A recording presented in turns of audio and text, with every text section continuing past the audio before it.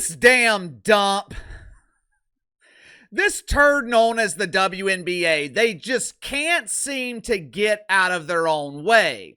This concept should be simple to understand. Every other league seems to understand this. There are star players and there are role players. Or in the case of the WNBA, there are one or two players that people are willing to pay to see, and the rest of this league is filled with unknown extras. They're the people in the background smiling, waving to mom anytime they are briefly shown on camera. Look at me, mom, I'm on the TV. There are players that cannot be replaced, and there are an abundance of players that no one gives a shit about. If you're the WNBA, common sense would dictate that you do everything in your power to protect your star players. You do everything you can to protect your assets. But for some reason, this dump of a league seems to protect anonymous faces over the pretty faces. They protect the players who are injuring the players that people are paying to see. You know, every so often, someone will ask me why I am so negative when talking about this unbelievably bad product. Why are you so mean? These elite athletes sacrifice their bodies to cure severe cases of sleep deprivation. You call this amazing product pretend basketball. You refer to the WNBA as a dump. It's so unfair.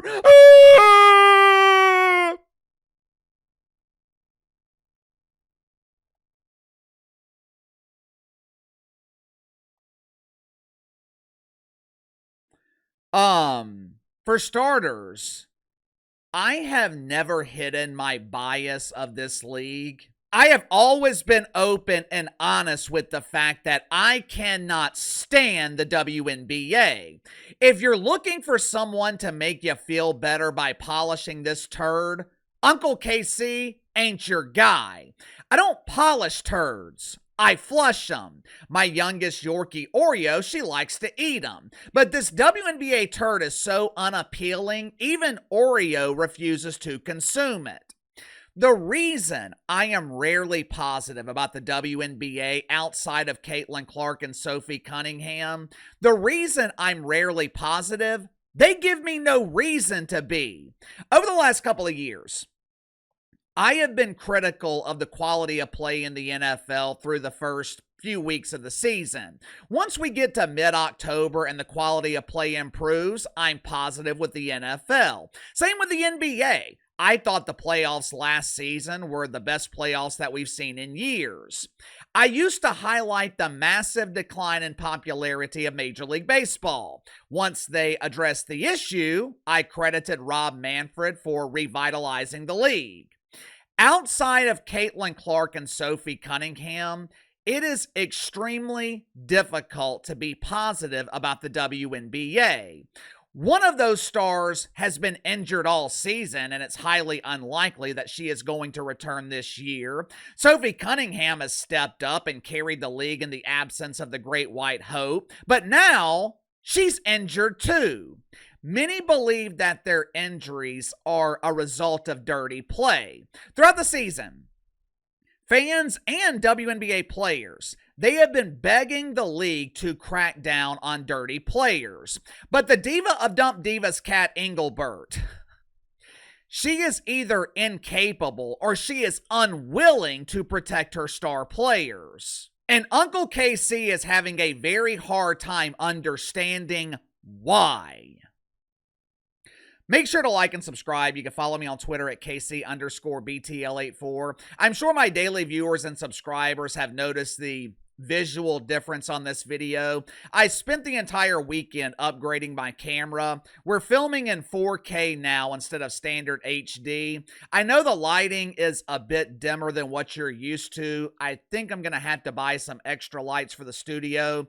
Everyone else is telling me that the visual looks fine and I'm being too picky about it, but we'll just see how this 4K goes from here. Yesterday afternoon, The Indiana Felines were playing the female Suns from Connecticut. Now, according to the media, this is a heated rivalry. For some reason, the female Suns seem to have a problem with the Felines, whether it's jealousy, resentment, maybe they're mad because the Felines have a roster with females instead of female Suns. I don't know. Whatever the reason, the female Suns from Connecticut do not like the feminine Felines, which is something that we don't usually hear in the WNBA. Normally, in rivalry games, you want your officials to set the tone early. Obviously, you don't want to see a free throw shooting contest, especially in the WNBA where free throws rarely hit their intended target. But you want the officials to set the tone early. You want to ensure that players know this is going to be a pretend basketball game and not a pretend wrestling match in the WWE. First minute of the game yesterday. That is exactly what WNBA officials did. They set the tone. They let the female Suns from Connecticut know you're allowed to be overly physical and you're allowed to get away with it. This was the level of physicality allowed on Sophie Cunningham as she was trying to walk the ball up the court in the first minute of the game. Watch it for yourself.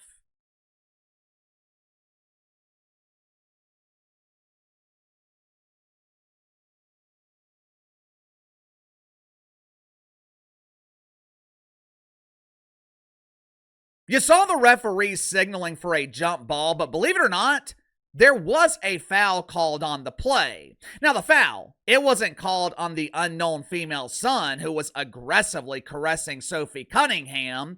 WNBA officials, they called a technical foul on Sophie for, I guess, rejecting her advances. No big deal, though, right? The unknown female Sun was going after the miniature ball, kind of. She was trying to get the steal so she could attempt a wide open layup that likely hits the bottom of the backboard. This level of physicality from a 6-27 team who has no chance of making the playoffs, a team that's actively being sold and likely moving out of the casino they're currently playing in, a team that seems to be trying to lose games. This level of effort and physicality, it's completely normal from a 6-27 team, right? Second quarter, someone named Bria Hartley was slowly walking and dribbling at the same time. As is common in the WNBA, Bruce lost her balance while attempting to walk and dribble. As she is losing her balance, she conveniently breaks her fall on Sophie Cunningham's leg.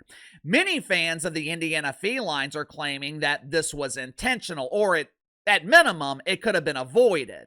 I'll let you decide for yourself, but their claims might be legitimate based on the instant reaction from Bria Hartley. As you guys know, a lot of WNBA players, they're not used to having cameras recording their games or people actually watching them. But there was a photographer sitting courtside yesterday, and he managed to capture the instant reaction of Bruce Hartley.